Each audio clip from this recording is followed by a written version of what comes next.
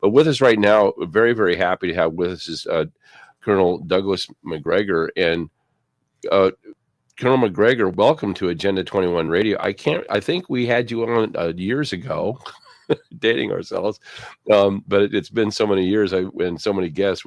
But we welcome you back because you've got some pretty important information to let us know about, and what great service you gave to our country as well. Well, thanks very much for having me. Unfortunately, I have a hard out here at 10:40 Eastern Standard Time, but I just wanted to point out, having listened to your introduction, you're very definitely on the front line. There's no question about it. The real edge of the battle area. Nowhere is that more acute than in California. So I'm grateful to you for talking to me, because you're definitely fighting the good fight. And if we're not careful, whatever you think is wrong in California will be national in no time. Yep, and it's very wrong out here as far as this Moss Landing situation going on. Some people are saying this is California's Chernobyl, and I don't know if you know where Moss Landing is, right outside of Monterey. Really? I didn't know that. I did not know that. Yeah, and it's a very, very sensitive area in terms of the environment. Now, I'm a radicalized environmentalist from the 70s, so I care about and a biologist. So these are things that are important to me. But we've actually had people in the New California State Movement that have been involved in that whole area for years. And of course, now we have some of our military people telling us that this was a military attack. They clearly say that, Colonel. They clearly say that, and it's a consensus. About a dozen of our military people are saying that, and they're pointing their fingers at Ukrainians. Well, I was just going to say there has to be someone with an interest to do it. It clearly is not anyone from our armed forces. I can't imagine it. You're talking about one of the most beautiful places on the planet. And as I recollect, we still have the Defense Language Institute nearby. That's correct. Which is a very important installation in the United States Armed Forces. Virtually everybody who ends up serving overseas in the Foreign Service, ambassadors, so forth, large numbers of attaches, we all end up going through that. So, yeah, the question is, who's doing it? And there aren't very many people with an interest in doing it at this point. And perhaps the most obvious is Ukraine. I'm not sure they're the Lone Rangers. People often point to various Islamist groups, but to be frank with you, most of those have turned out to be false flags. They're not real. They never happened. This is obviously real, and somebody with some degree of expertise. So that narrows it pretty quickly to a few people that can penetrate our society and do such a thing. Well, all the batteries burned. It's what it is it was a power plant. There's a natural gas-fired power plant, and they did away with that years ago. In this whole deregulation, getting rid of all the carbonized power plants, and then putting in solar and all this other, the green thing. And again, that was it's been a total disaster as far as I'm concerned to see that. But the bottom line to it is that to put the batteries in, and the batteries that they have, and of course what those batteries are made of. They're very, very toxic chemicals if they start to burn. Well, it's lithium. Lithium is a major component, and that's extraordinarily flammable. And we've had huge problems with these hybrid cars, particularly with Teslas, as you know. I lived in an area until a couple of years ago, closer to Washington, and we had a couple of houses that burned down, and the automobiles themselves actually blew up spontaneously. The batteries caught fire and it brought the houses down. So, there are alternatives to lithium. Right now, they're too expensive. I think we could get past that, but that's going to need some intervention from the government to accelerate the development. That's graphene. Graphene is very, very stable, and we can manufacture it in larger quantities, and that would help us enormously. I just add that for your consideration. I wish we would do more of it, but we're not. Right. The toxicity of these things is just off the hook, and we're getting more and more reports. I got a report last night about 11 o'clock from people down there in the area showing the scattergrams of people that are reporting sicknesses and illness from this whole toxic experience, and it's been going on for weeks now. And so we are setting up a conference. It's turning out to be a conference. Started out as just a meeting to talk about this, and all of a sudden, because it's in San Luis Obispo, which is right next to it, it's starting to take a life of its own. I think it's going to be some big event at this point, because people are looking for answers, and they're not getting it, of course, from local government. They're just playing along with the game, because most of these people, let's just face it, they're bought out. And that's one of the things that we've discovered, of course, in the New California State Movement, is most of the county officials are bought out. That's where they did most of the work from, the United Nations way back in the day. And now it's paying off to these people, because everybody's so, bought off and will do whatever the United Nations tells them to do. That's really what it comes down to. Even almost all of our elected officials are not elected out here in California. We have the most corrupt election system on the planet. And that's all coming out. That's unraveling. It's going to be a while, but I do know that the president has plans, having Kash Patel. We've already been contacted about having Kash Patel work on this in the California election system. And I know Pam Bondi is going to do something. I thought it was very interesting. If you ever get a chance, go back and watch Alex Padilla and their exchange, because Alex Padilla is a real criminal, absolute criminal about the election system. He was the Secretary of State of California, and he failed to sign the certificate to certify the 2020 election for Donald J. Trump. Well, actually, for Biden, he failed to sign it because he knew he was lying. He didn't want to be caught in a lie.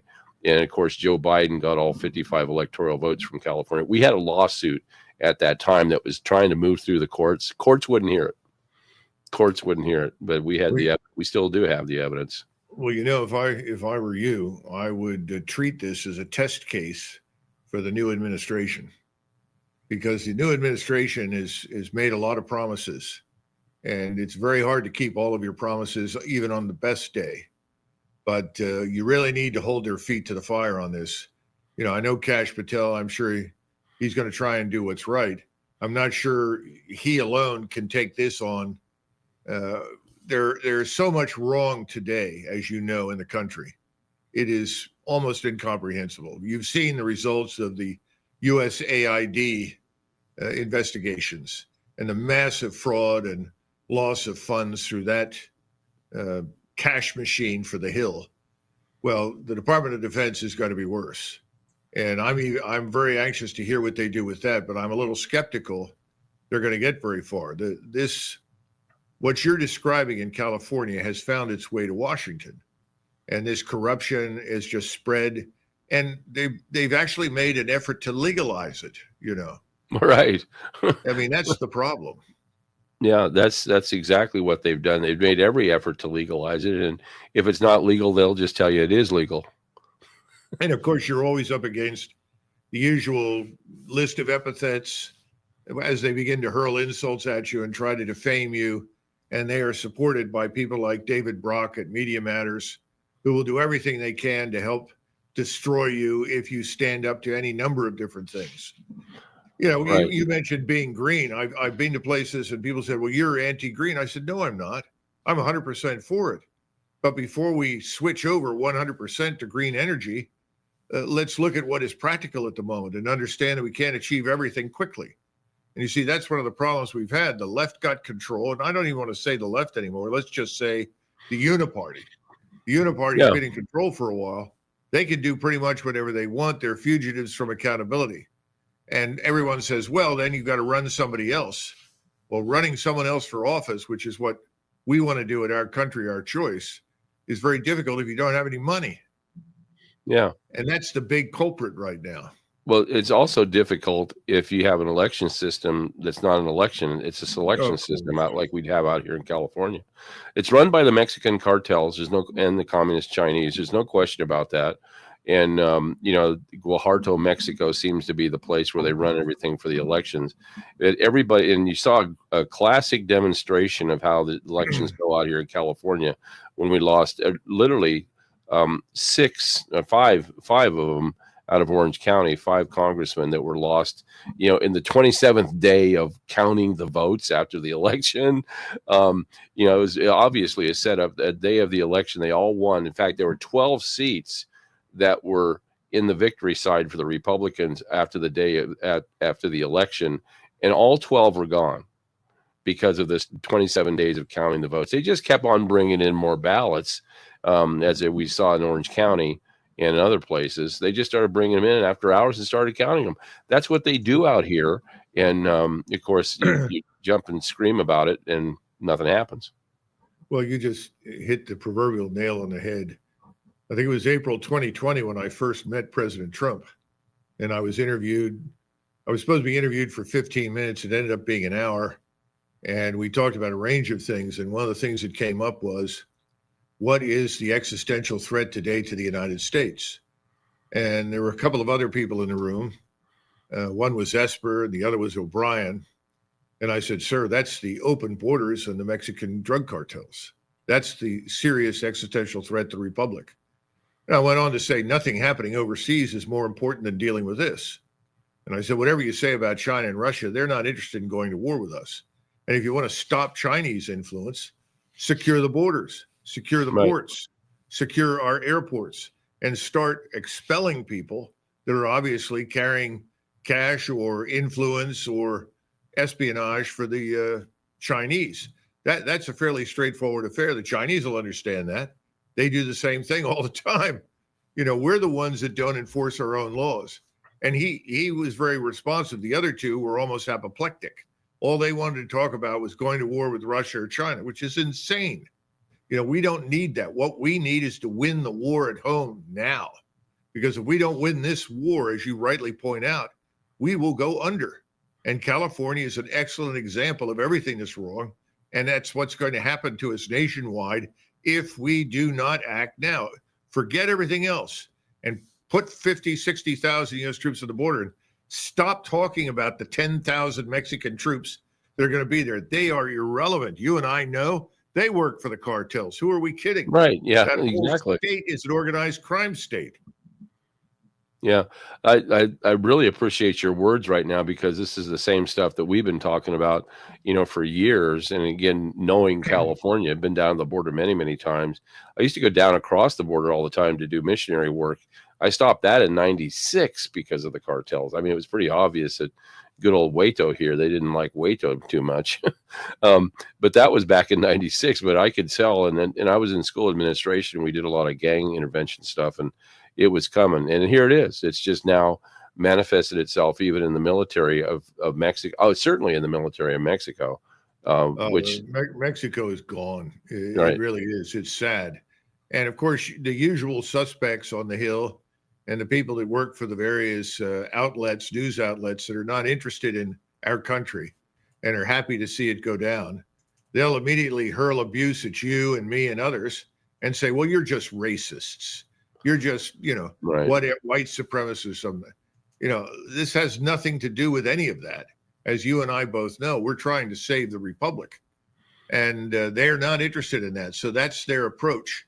I think it's beginning to wear thin, these usual attacks, verbal attacks. But I don't know. What's your opinion? Do you think these verbal attacks are ceasing to have the same impact as they have in the past? Yeah, I do. I think that what's really happening right now is the citizen journalists are just smashing it. And most people are getting their information from people like myself and other outlets. I've been doing this since the early 1990s, 1993. And I've seen the growth of it just explode. It's gone up crazy ever since I would say 2016, 2017, and even more so after Donald Trump, after 2020, people started to really connect. And now all of a sudden, there's just been this huge jump in citizen journalism. Most people don't get their information, I don't think, now at this point in time from the main systems any longer. And I think that the whole experience with the election from 2020, most people saw what happened there. I think the American people were not fooled. Look, you just mentioned something that we regard as extraordinarily important. You used the term citizen journalist. And our country, our choice, that's what we have been trying to cultivate. And recently, in talks with our partners at Republic, which is a new social media platform, Republic is now going to offer a course to certify people as citizen journalists. Now, this starts with OCOC, but you got to join Republic in order to participate in this course. The course is very important. We've got a couple of really smart women, one from Oregon and the other from Florida. Both have taught before. One has been an instructor for 30 years. But the idea is it's going to be, I would say, about 8 hours of instruction, modules, and it teaches you how you can be an effective citizen journalist. And of course, at the top of the agenda is something that we don't bother with anymore. Certainly in the mainstream media, it's called the truth. Right. That's right. And that's why people like you are getting so many people to listen to you, because they're desperate for the truth. That's why what's happening in California right now is so important to all of us across the country. We need, I really need to talk to our partners at Republic and see if we can't get you on that platform permanently so that you're broadcasting there. I think if we do this right, we can actually put a lot of the MSM, the mainstream media, out of business. Oh, yeah. Because they're losing viewership. You know that. Yep. They are, and they're irrelevant, absolutely irrelevant. And, this, I think this last election cycle has been another big learned experience out here in California that people need to see what's happening again. Here's Kamala Harris as an example. Kamala Harris, she didn't garner one vote in the primary elections for president, not one. and so here she's never won an election. We've gone back and backtracked her elections and run algorithms, and she doesn't, she's never won an election. Gavin Newsom's never won an election. Go figure, but that's another story. But here you had the situation develop where she's all of a sudden thrown in as the vice president, and she's then thrown in as president. And wait a minute, running for president, and we're going, wait a minute. California is so used to seeing her slimy behavior. I don't think she got 500,000 votes out of California. Yet, what happened with the system, they gave her 9 million, and she beats Donald Trump. Right.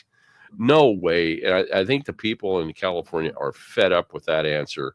They know for sure. I mean, especially with Kamala Harris and knowing who she's been, where she's come from, watching her. I mean, it goes way, way back with Willie Brown, and even before that, we all know about Kamala. So this has created almost a laughing stock mentality amongst the people of California, that this number of her having 9 million votes out of California is just ludicrous. But again, this has spawned a whole lot of people being more angry than ever before. And that's what we get. They're coming to the new California state movement. And we submitted paperwork to the president for statehood. That was just before he took office. And because we had actually wanted to do this back in 2021. And but of course, the election knocked that out. So it was pretty easy for us to come back this time.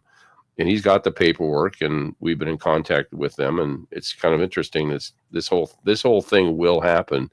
The only way that which you can change the trajectory of a place that we deem as a communist state, California, is to rise up and follow Article 4, Section 3 of the Constitution, and do a state split and create a new state that's run by the Constitution. Period. I mean, well, know that there are people in Oregon and Idaho that agree with you.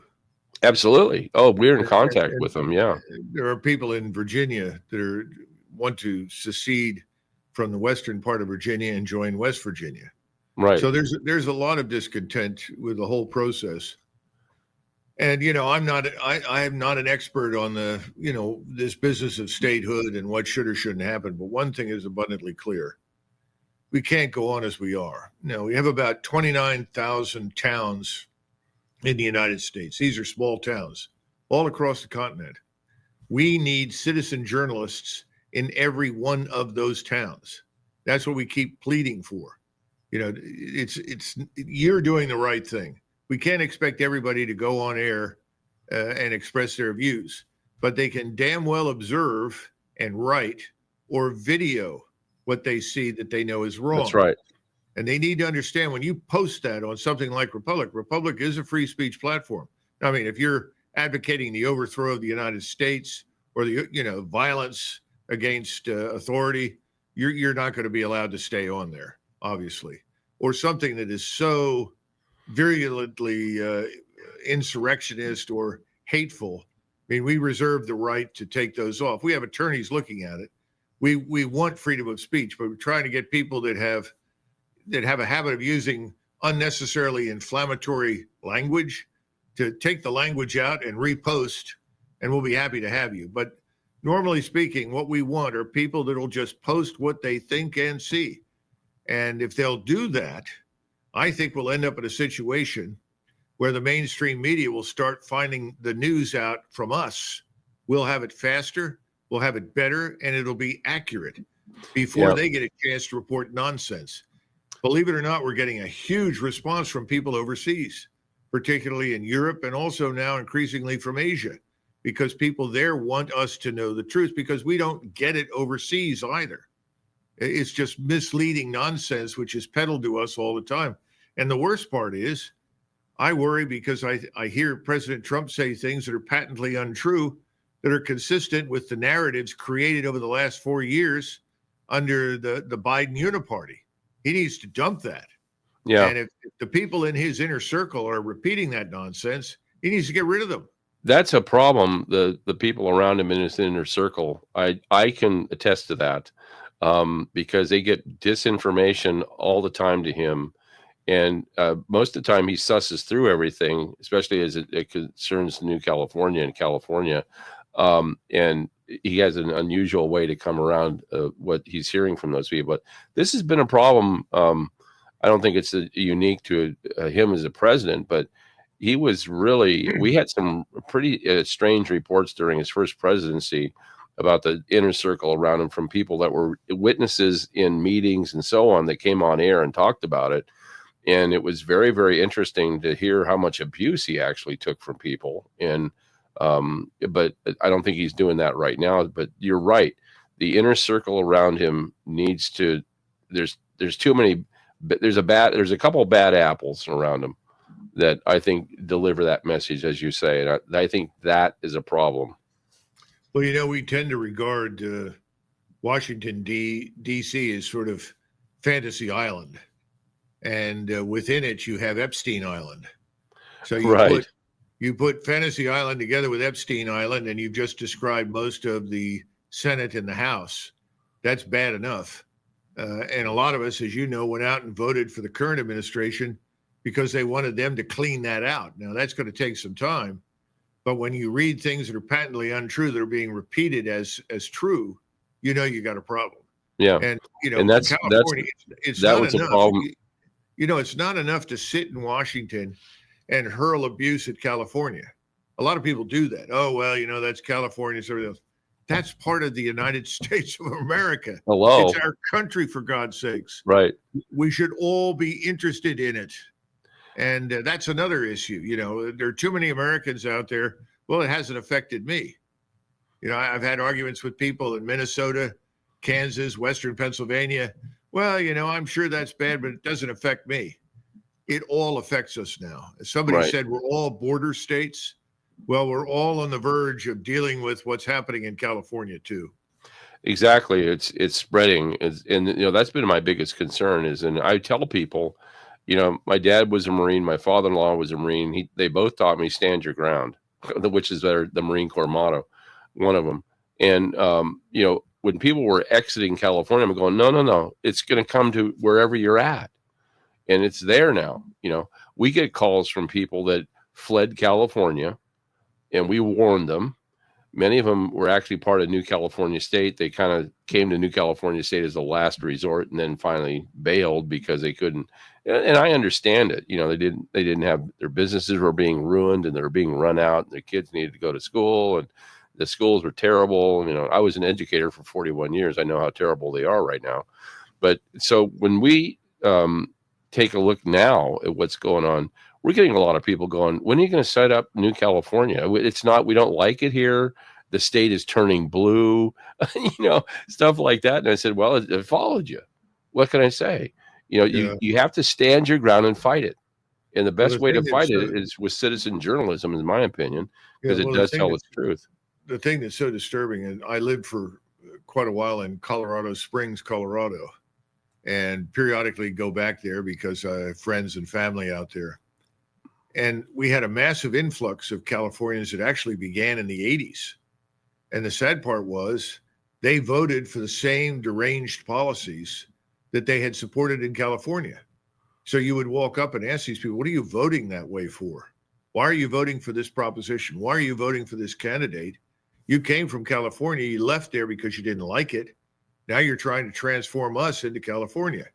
And I'm afraid that looks like it's exactly what's happened in Colorado now. Colorado used to be a very different place and a very nice state, very low crime, happy people, beautiful lifestyle, clean air, clean water. Now what is it? Yeah. Not good. Yeah. And that's happening in other places. And that's what I call it. We have to stop the Californication. Yes. And that's really what's happened. And I think that New California is starting to see that. We worked really, really hard. And again, I'm going to go back to a point you made earlier that the California Republican Party is nothing more than apologists. They're rhinos for the Democrats. Well, we have a one-party system. I mean, we have the three major legislative branches in California. You've got the Assembly, you've got the Senate, then you have the House of Representatives. You have 180 members of the legislature. So you have 40 senators and you have 80 assembly members. 40 senators, and of the 40, 7 are Republican. You have 80 assembly members, and of the 80, 17 are Republican. And in the House of Representatives, you have 52 seats, and 7 are Republican. And all the executive branches are voted as Democrats, of course. So we are, by definition, a monoparty, one-party state, just like Korea, North Korea, just like China.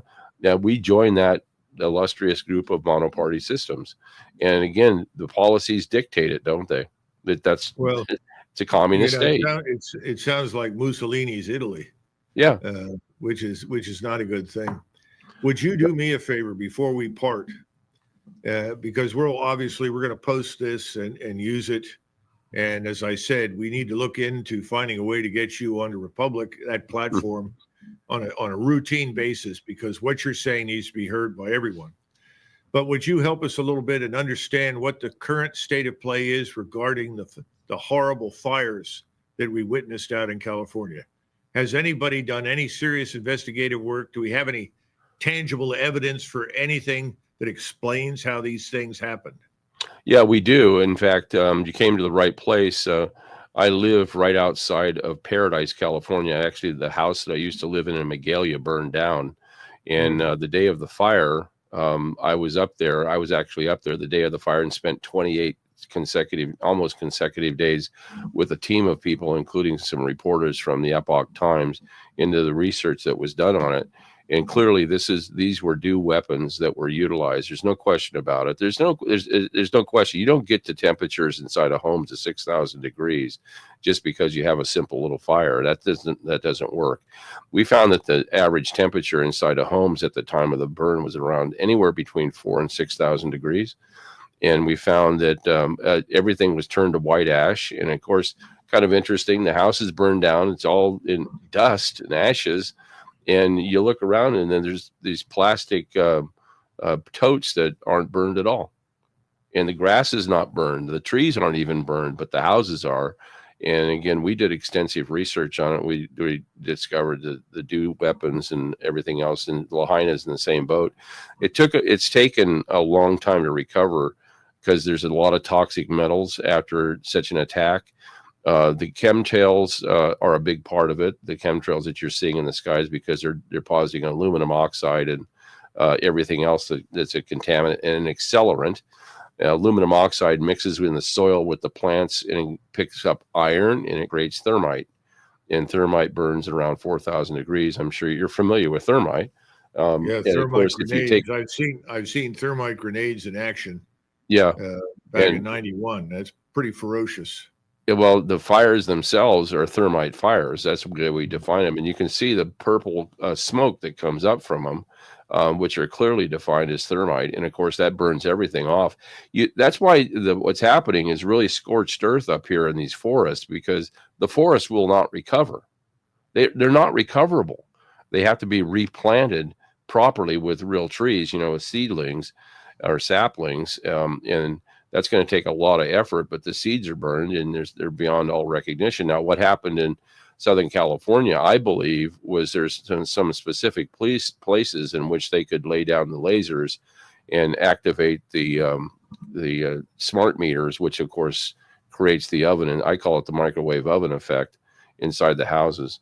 Now, the thing is that in the case of Paradise, they went to so much trouble that they actually, listen to this, 6 months before the fire, they built a base camp to support the fire outside of Paradise on the Tuscan golf course. And I couldn't believe it. When I went up there the first day, I had to stop at a checkpoint, and the checkpoint was the road was blocked off because PG&E, the day of the fire, when the Paradise is burning down, they're rolling out trucks that have brand new telephone poles and spools of wire, and they're going to go repair Paradise.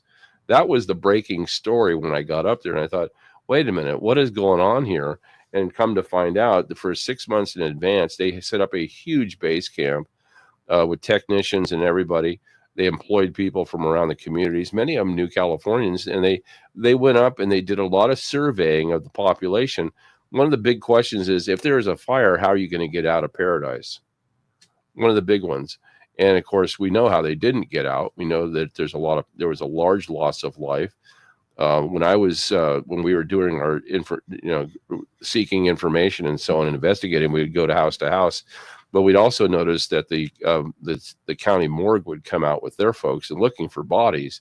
We finally asked one of the guys, the technicians, well, how many people do you think perished here? And he shook his head and says, well over 3,000 people. We just can't find them because they're dust. Well, Dane Wigington is figured prominently on our Wayne's website, and I'm sure Right. You've talked with him. Well, he's a very good friend of mine, right? He's a wonderful man. He's worked on this for years and years without much gratitude, let us say. And it's something that we're pushing hard for some recognition in Washington for a serious examination of it. Again, this is why I argue all the time whenever I'm given the opportunity to talk to anybody in the administration. Forget it overseas. We need to disengage from these pointless conflicts. We need to come to terms with reality that we're not going to refight World War II unless we're very stupid. So we need to pull these troops out. We need to pull back. These countries take care of the home front. Yeah, these countries can take care of themselves. And yeah. I think Donald Trump understands that, but he's not doing it. And the issue is we got to disengage, and then we need to retrench, and the focus needs to be here on the United States and in the United States. So, I think what you're doing and Dane Wigington is doing and others is a huge service to the American people. We just have to get the fundamental attention of people at the top. By the way, I'm getting the high sign here that I'm supposed to. Yeah, I see that. It's time for you to go. Listen, tell us how we can get in touch with you, Colonel. Well, I would do two things. I would urge everybody to go to ourcountryourchoice.com and look into that. I would Google Republic, the social media platform. It's RE:public. And I would look at that as a means of communication across the country. We're trying to develop something, or I think we have, frankly, that cannot be shut down. Now, you and I know we live in the real world, and dependent upon who comes to power in the future, we could be shut down. Yeah. But right now, I think it's not going to happen. And, it's free speech. You just have to avoid being viewed as or interpreted as trying to overthrow the government or advocating violence towards anyone or any group of people. So unless you're in that category, you can post whatever you want, and it has to become kind of a national bulletin board. Start in your community and your county and your town. That's where you've got to start. You and I know you were talking about all the people that are appointed, as well as some of those who are elected, and you wake up at where you live in Pennsylvania, Ohio, California, or Oregon, and you say, wait a minute, where did these people come from? Right. I don't remember I don't remember wanting any of these people telling me what to do at all. So we got to fight back at a grassroots level. And again, that's what OCOC is about, Our Country, Our Choice. And that's where you can find me and the many things that I've said and done, as well as on Republic. They post most all of our videos now on Republic. And I would encourage you to look into that, because you're doing exactly the kind of thing that Dane Wigington is about. And we got to get you in the public eye. So I'll have someone get a hold of you as soon as possible to get you onto that platform. You need a bigger audience, as big as we can give you. So thank you so much for inviting me to join you this morning. I wish I had more time. And God bless everybody in California who's trying to rescue that state and the Republic. Thank you very much. Colonel Douglas Macgregor here with us on Agenda 21 Radio.